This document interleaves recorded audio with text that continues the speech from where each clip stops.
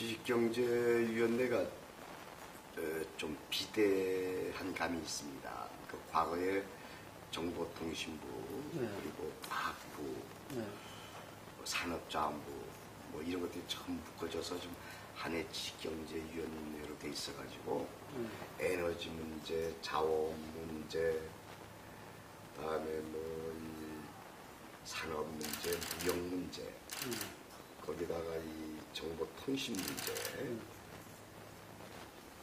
그리고 이제 또 하나는 이제 중소기업, 중소상공인들을 관장하는 중소기업청, 또 저희의 소관입니다. 그래서 중소상공인들 살리는 문제, 그다음에 지금 지적재산권이 지금 세계적으로 가장 문제가 되고 있지 않습니까? 이렇게 특허청이 또 저희 소관에 들어와 있습니다. 특허청 문제, 재산권 문제죠. 이런 것도 관장해야 되고, 일이 참 많아가서 참 되게 무거움을 느끼고 있습니다만은 그래도 뭐 위원회는 저 혼자 하는 게 아니고 많은 의원들이 같이 힘합쳐서 하는 곳인데 여야 관계없이 생각이 비슷합니다. 그래서 재벌과 대기업은 좀 규제하자. 그래서 중소상공인들을 잘 살리자. 재래시장을 보호하자. 지적재산권 문제 좀 보호하자. 그리고 뭐 산업 발전시켜나가자. 이런 데서 생각이 좀 대동소이한 분들이 있어가지고서 참 일하기는 국회에서 일하기는 되게 좋은 분이고 지식경제부도 파트너인 지식경제부도 중소기업청도 특허청도 의원들과 함께 비슷한 생각을 갖고 있는데 문제는 직영부라든지 중소기업청이 힘이 딸린다는 거예요. 정부 내에서. 그래서 늘 기재부에 가면 깨져서 나오고 그렇게 반복되죠. 그래서 생각 비슷한 이 파트너와 의원들이 생각 비슷한데도 이것이 관철 안 되는 경우가 많이 있습니다. 그래서 그런 것들을 어떻게 극복해 나가야 되느냐 뭐 이런 식의 것들을 많이 고민하게 되죠. 지난 18대 국회 때도 그 지식경제위는 여야 간에 가장 협력이 잘 되는 그 상임위로 이렇게 알려져 있습니다. 네. 그 이유는 뭘까요? 아까 금방 말씀했던 것처럼 기본적으로 생각이 비슷비슷한 정치인들이 모여있고 그 파트너인 정부 측에서도 기본적으로 생각이 같이 하는 사람들이 있기 때문에 여기에서 이제 그 첨예하게 예약하는 대립되는 게 없더라. 이것이 이제 모범적인 상임위원회로 클 수 있었던 것이 있습니다. 그리고 제일 과제가 돼 있죠. 중소상공인, 중산층을 어떻게 튼튼하게 만드느냐 이것은 국가적인 큰 과제 아니겠습니까? 그래서 좀 머리를 지혜를 짜내서 좀 잘 해볼 생각. 우선은 아까도 그래서 대기업이 횡포, 재벌집의 횡포라고 하는데 지금 이리 상태 계속 놔두게 되면 중소기업은 살 수가 없어요. 완전 약강식의 그 먹이사슬이 돼가지고 살 수가 없는데 이렇게 하면 이것을 누가 해줘야 되냐? 국가가 법과 제도를 가지고 중소기업이 건전하게 성장할 수 있도록 발전할 수 있도록 만들어줘야죠. 그런데 지금 우리 직영부 중소기업청 전부 중소기업을 관장하고 있는데 정부 내에는 파워가 없어요. 파워 없다. 기재부가 파워가 없고 정부 내에 파워가 없지 않습니까? 그러니까 번번이 좌절을 당하는 거예요. 그리고 중소기업청이 지금 차장이에요, 차장. 차관급이에요. 돈 목표 부총리나 장관도 올려줘야 돼요. 국무에서 제대로 발언할 수 있도록. 100번 중소기업청이 중소기업을 보호하는 중소기업청이 얘기하더라도 얘기 안 했습니다. 하고 하나 되는 게 없어요. 힘이 없어 보니까. 그래서 우선은 지금 이 시대의 이 나라의 경제정책은 중소기업과 중소상공인을 얼마나 발전시키고 튼튼하게 만드느냐. 허리, 이른바 우리 몸의 허리인데 이 허리를 얼마나 단단하게 하느냐. 그것이 제일 과제라고 생각하거든요. 모든 경제정책의 초점 거기에 맞춰줘야 됩니다. 그래야만 일자리도 창출되고 이 나라 경제 발전도 기약할 수 있다. 상징적으로 부총리급까지 오히려 해야 된다. 저 개인은 그렇게 생각하고 워낙 힘이 없으니까. 예, 당에다가 그런 주장을 하고 있어요. 예. 저희들 후보는 아마 그런 식의 뭐 획기적인 정책을 내놓을 걸로 알고 있는데요. 최소한도 하다가 안 되면 장관법을 격상시켜야 돼요. 아주 잘못된 것이죠. 네. 뭐 저희 지경과 아까 처음에 얘기했던 비대해졌다 이렇게 하는데 도처에 지금 문제가 터져나오거든요. 과학만 하더라도 과학기술 분야만 하더라도 몇 군데 나눠져 있는 줄 압니까? 총시대 과학기술위원회가 있죠. 교과부에 네. 과학 있고 다음에 지경부에 있어요. 갈래갈래 찢어 있어요. 통과를 안 돼요. 컨트롤이 안 돼요. 그럼 총리실이 제대로 역할을 해줘야 되는데 총리실은 책임 총리제가 아니어서 해줄 게 하나도 없어요. 이게 각각 다르고. 이제 연구개발비만 하더라도 제 지경위원회가 연구개발에 많이 관장을 하고 있는데 기초과학은 과기부에서 그다음에 응용과학은 지경부에서 하고 이런 꼴이에요. 이 하나가 돼야죠. 기초하고 응용이 이렇게 따로 놓으니까 따로 놓을 자 않잖아요. 하나로 가야 되는 거예요. 따로 보는 거예요. 다음에 정보통신도 봅시다. IT, 뭐 통신, 이거 전부 칼날에 찢어져 있어요. 하나는 문광부에 가고, 하나는 우리 직영부에 있고. 이렇게 해서 어떻게 이거 꿰맬 수 있겠어요? 그럼 이건 통과해주는 기구에서 통과를 못 해줘요.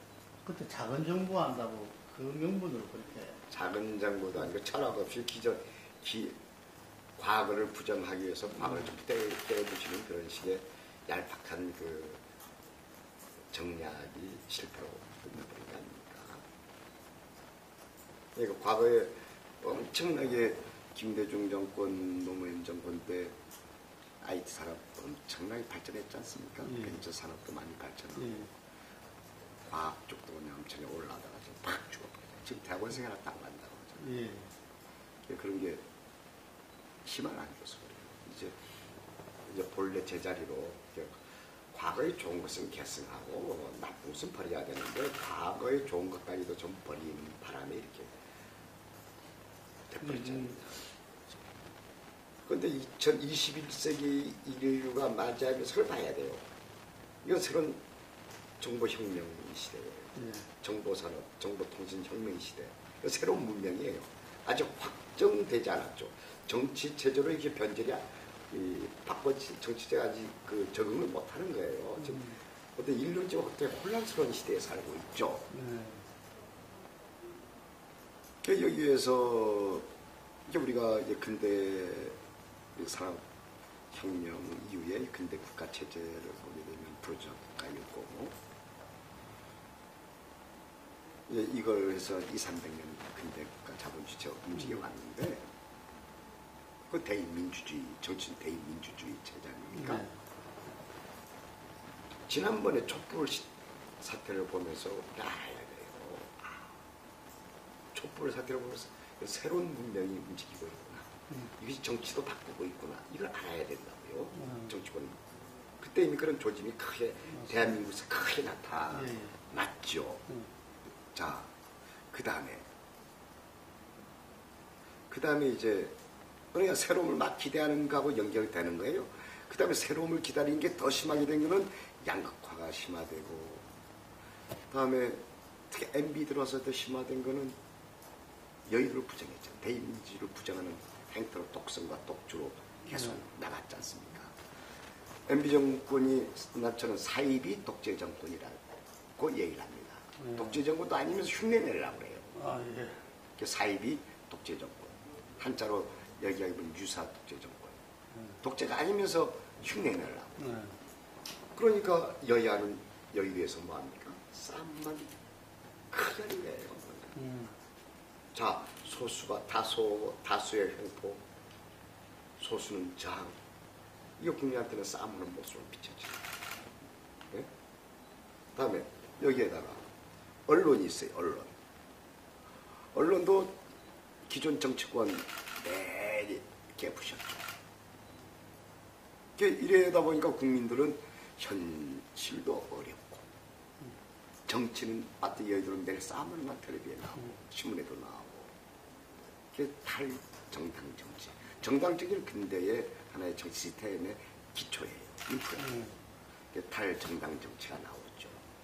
이런 때에 새로움에 대한 이 기대, 갈구, 메시아를 부르는 이런 식의 심리 현상이 뭘 부르느냐? 비정치인을 선호하게 된 거예요. 비정치인이 누군가니까 문재인과 안철수예요. 여의도 정치에 물 안 들은 그리고 정치하라고 문재인은 정치하라고도 아니 너 정치하지 아니야 그런 사람. 안철수 정치 한 번 하는 사람. 비정치인, 비정당인 이런 사람들하고 맞아떨어진 거예요. 그게 문재인도 하나의 안철수가 현상이 아니라 문재인도 현상이야 현상. 문재인도.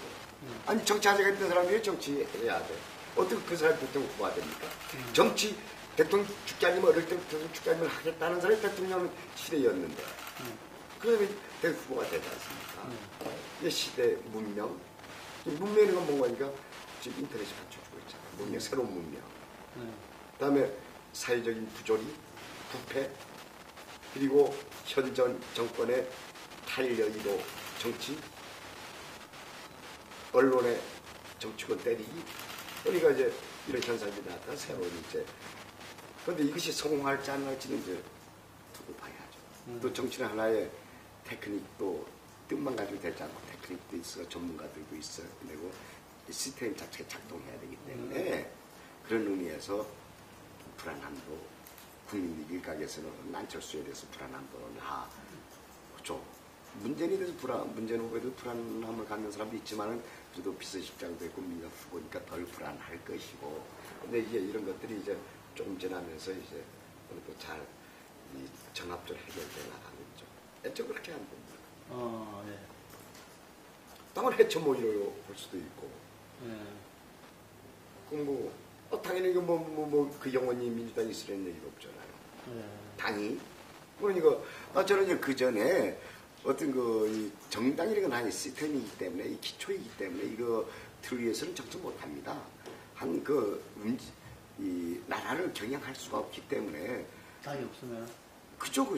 아니 누가 받쳐주는 세력이 있어야 될까요? 받쳐주는 세력이라는 게 뜻을 갖지 않은 사람들의 집단 이게 정당이거든요. 그러니까 이제 안철수 후보가 된다 하더라도 그런 우리 민주당하고 같이 갈 수밖에 없고 생각이 같기 때문에.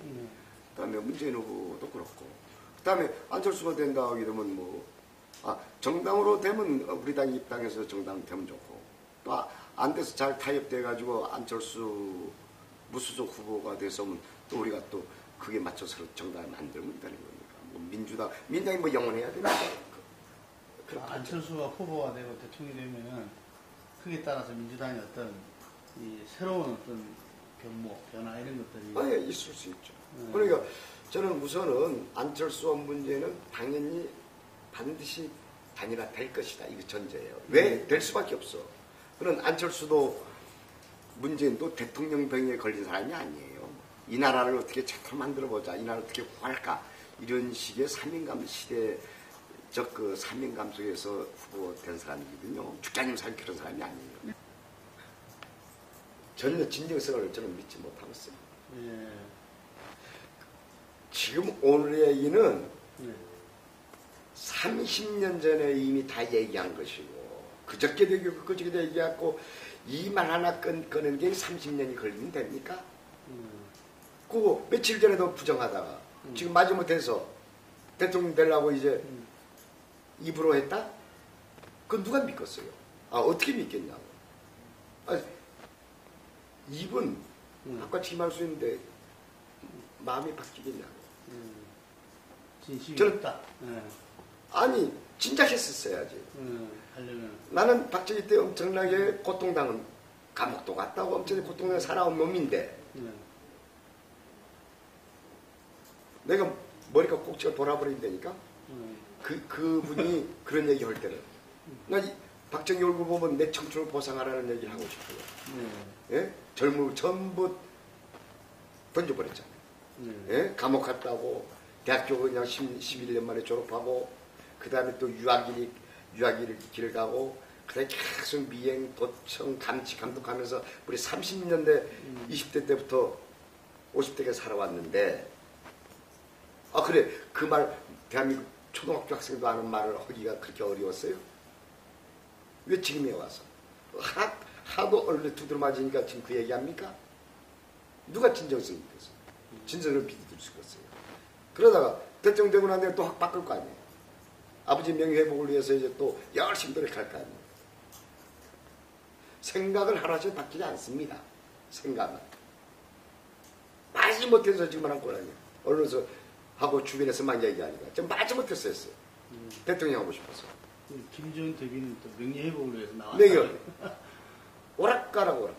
그리고, 아니, 며칠 전에도 이상한 얘기가 며칠 이상하게 와서, 우리 저 죽은 사람, 고성 당한 사람 2번 죽이는 꼴 돼버렸잖아요. 인정된 사람, 이미 살인당한 사람 2번 죽인 거 되고, 민주운동을 우리를 부정하는 발언을 수차례 하고, 쿠데타면 쿠데타지, 무슨 구국의 혁명이 뭐니, 국민과 역사 이름 팔지 말고 국민과 역사를 우롱하지 말라고 아주 충고해주고 싶어요. 네? 상식이에요, 상식. 과거에 이승만, 박정희, 전두환, 노무현 때까지 제주도는 대한민국 속에서 위상은 저 변방의 섬이었습니다. 거의 지나지 않았어요. 제대로 거들떠보질 않았어요. 노태우까지. 그런데 김대중 대통령께서 당선된 다음에 그러니까 세상을 시야가 보는 눈이 커진 거죠. 제주도의 가치를 안 거예요. 뭐냐? 제주도가 동북아시아 가운데 있는 섬입니다. 그러니까 중심이 어디냐는 어느 시점이 문제거든요. 서울을 중심에서 놓게 되면 제주도 저 변방 섬이죠. 그런데 아시아를 전체로 보면 가운데 있어요. 가운데에 제주도, 홍콩 이런 데가 가운데, 오키나와 이런 가운데 있는 곳이거든요. 태평양 시대가 도래하고 여기에서 제주도의 가치를 알았어요. 그래서 국제 자유도시 한중일 동남아까지 왔다 갔다 하는 국제 자유도시로 만들자. 이게 김대중 대통령의 야심찬 계획이었죠. 이제 대한민국의 변방이 아니라 대한민국 관문이 되는 거예요. 전 남쪽에서 제주도 보게 되면 대한민국 들어올 때 입구예요. 그죠? 북에서 보면 저 남쪽에 있는 변방이지만 그 가치를 알아서 이제 야심차게 시작을 했어요. 노무현 대통령 들어서 더 한 단계 더 나갔죠. 국제 자유도시에다가 이것을 더욱더 한 단계 업시키기 위해서 특별자치도를 만든 거예요. 특별자치도는 뭔가 하니까 제주도는 역사적으로, 지리적으로, 지정학적으로, 또 문화적으로도 특이한 한반도 다른 그곳에 있기 때문에 제주도 사람이 스스로 알아서 제주도 발전 문제를 얘기하고 대한민국 정부는 적극 지원해 주겠다. 이것이 완전한 이제 권력 이양, 위임과 이양, 중앙정부 권력 위임과 이양을 통하고 제주도 사람이 스스로 결정을 하는 특별자치도. 그래서 국제 자유도시로서 세계적 관광지로서 한번 제도적 틀은 다 완성돼요. 예. 근데 이제 계속 진행 중이죠. 특별자치도 만들 때 법의 제도와 법의 이양과 위임은 계속 진행 중에 있었어요. 4차, 5차 이렇게 하는데 그래서 많이 좋아지고 이제 세계 유네스코 3대 3관왕, 세계 자연경관 7대 자연공간에 뽑히고 이렇게 하면서 세계적으로 널 알려지게 되고 이 제주도가 아시아의 보석으로서 우뚝 서는 그런 점은 마련해 놨는데 계속 정부의 뒷받침이 있어야 되는데 미 정부 들어서는 제대로 관심이 없어요. 관심조차 없어요. 관심조차도 없어서 지금 정지되어 있는 상태예요. 스톱되어 있어요. 이제 새로운 정권이 들어서서 제주도가 한번 업해야죠. 이 아시아의 보석으로서 한번 역할을 해야죠. 이렇게 됐을 때는 제주도가 제도 발전이 아니라 대한민국의 발전을 견인할 수 있는 유치가 될 거예요. 기대가 큽니다만. 그러니까 새로운 분야를 자꾸 개척해 나가야 돼요. 선구자적 이 프론티아, 개체적 정신을 가지고 새로운 걸 자꾸 찾아 나가야 되거든요. 그래서 저는 김대중 대통령 때 IT 산업 키웠지 않습니까? 그래서 지금 IT 강국이 된 거 아닙니까? 그때 과기부도 만들고 통신부도 만들어서 지금 IT 산업에서 그런 국가적 자원 지원이 있기 때문에 삼성전자도 저렇게 큰 거 아니겠습니까? 새로운 분야. 그건 새로운 분야였었어요. 새로운 분야. 새로운 영역이죠. 그죠? 그 다음에 지금 와서 보니까 아까 스마트 그리드라든지 이 신재생 에너지 이것도 새로운 분야예요. 저 집중적으로 지원을 해야죠. 투자도 하고. 자꾸 새로운 분야를 찾아 나가야지 MB 정부 들어와서 지금 한 건 이 나라를 혼란스럽게 만든 4대강밖에 없잖아요. 4대강은 토목사업입니다. 이것은 100년, 200년 전의 그 영역이에요. 여기서 새로운 게 창출되지가 않습니다. 새로운 것이. 그러니까 저성장 시대를 맞출 수밖에. 100년, 200년 전에 소재 가지고 계속 했을 때 뭐가 나왔어요? 그러니까 이제는 새로운 영역을 자꾸 프론티어 정신을 가지고 나가야 된다. 그러면 경제 성장이 가능합니다. 둘 다가 겹쳐 있어요. 둘 다가 같이 겹쳐 있는 부분인데요. 우선은 지금 그래서 그것도 아까 지식경제부 힘이 없어서 그래요. 기재부에서 실제 한전의 전력 요금은 현실화해야 됩니다. 특히 어디에 현실화해야 되느냐. 대기업이 쓰는 산업용 전기 현실화해야 됩니다. 대기업이 쓰면 쓸수록 한전은 손해거든요. 한에서 원가가 킬로와트당 120원이라고 하면은 대기업은 지금 80원에 사용하고 있지 않습니까? 쓰면 쓸수록 적자예요. 그러니까 장사를 하는데 물건을 파면 팔수록 적자가 나는 구조가 되어버린 거예요. 한전이. MB 정부 들어와서 그냥 전력 요금 수급해버렸고. 적자가 80몇 조 아닙니까? 나중에 이제 한전이 파산하게 되면은 이 공공성 때문에 전력의 이 공공성 때문에 우리 세금으로 좀 갚아줘야 돼요. 세금을 갚아줘야죠. 국민 혈세를 써야 돼요. 그러니까 자 우선은 전략적으로 접근할 필요가 있어요. 지금 대기업에서 전력 요금이 차지하는 것은 제품 원가의 1.7%밖에 되지 않습니다. 그러니까 현실화시켜도 만나지 않는다 이겁니다. 가격 경쟁력에서 뒤떨어지지 않는다 이거예요. 과거에 우리가 이제 참 이 권위주의 시대 때 뭐 경제 발전해서 대기업에다가 엄청나게 싼 전기요금 가격 경쟁력 때문에 싼 요금에 전력을 공급했지 않습니까? 70년대에. 그래서 이제 재벌 대기업이 크게 돈 벌었지 않습니까? 이제는 현실화시키면 되거든요. 근데 50년 동안 지금 올 수도 없게 있어요. 사람들 전기요금 아주 감싸지 않습니까? 그 적자가 계속 되고 있고. MB 정부 들어서는 한전요금 2.5도로 했거든요. 그것도 포퓰리즘이에요. 무슨 포퓰리즘? 전력요금이 올라가게 되면 물가가 상승한다. 뭐 경제성에 영향을 미친다. 기재부에서 반드시 나타나는 거예요. 자, 제품 원가를 상승시킨다. 상승시키고 그다음에 이제 뭐 인기도 없어지고 물가 상승을 시키기 때문에 안 된다. 이거는 거꾸로 가정용 전기는 지금 비싸다고 지금 이제. 그래서 가정용 전기 가정용 저 개인 생각이에요. 그래서 유도하고 있습니다만 가정용 전기는 수도시켜놓고 산업용도 A, B, C 가볼이 있거든요. 대기업 산업용은 현실화시키고 우선 단계적으로 하자 이겁니다. 그 다음에 일반용 사무실 쓰는 일반용이 있거든요. 그래서 이제 그러면서 서서히 시간을 두고 현실화시켜 나가는 걸 하자. 근데 가정용까지 올리면 곤란하잖아요. 가정용 전기업 차지하는 우리 20% 이상 생계비 17%인가 이렇게 차지합니다. 그럼 당장 서민들이 고통을 받잖아. 그러니까 가정용은 수도시켜놓고 대기업의 산업용을 우선 올리라. 이게 또 차지하는 프로젝트가 50% 이상이에요. 가정용이라는 게 지금 전체 차지하는 게 10몇 프로밖에 안 될 거예요. 우리 전력 수요에. 근데 왜 불쌍한 서민들 전기요금 가지고 올리느냐. 지경부도 다 알죠. 기재부가서법은 깨지는 거예요. 자, 그리고 이제 이 한전이 민영화됐지 않습니까? 주식회사 체제 아닙니까? 그러니까 이제 자꾸 주주들은 야, 현실화 시켜라. 한전 사장한테 얘기하는 거예요.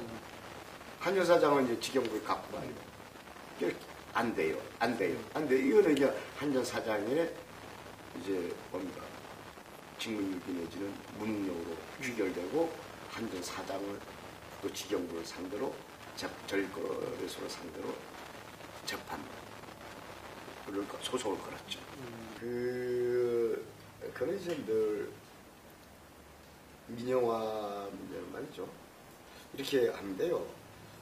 뭐 한일에서 국가 없애자 이런 얘기도 할 수 있어요. 국가는 이제 계속 우리한테 규제나 하고 구속이나 하고 뭐 국가도 없애자 뭐 이렇게도 할 수 있고. 근데 국가가 필요한 이유가 있죠. 그들 놔뒀더니 제부터 싸움들 해보자. 그래서 이거 통제해줘야죠. 이거 어느 정도 크게 할 거냐 적게 할 거냐 작은 점과 큰 점은 나오지만 어느 정도 이제 컨트롤 해줘야 되는 부분이고요.